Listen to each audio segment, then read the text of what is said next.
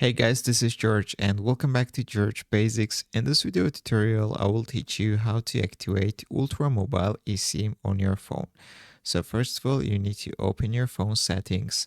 Then in the search, we need to type eSIM and you will see this option which is called Add eSIM. You need to click it and you need to wait a few seconds and then you will see this pop-up right here.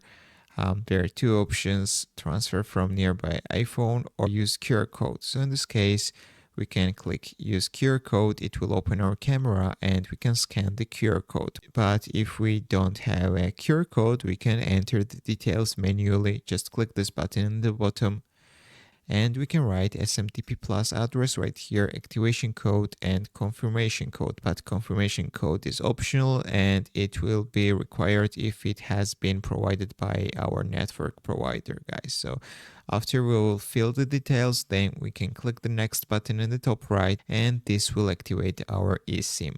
So that's all I wanted to show you. If this video was helpful for you, don't forget to click the like buttons and don't forget to subscribe.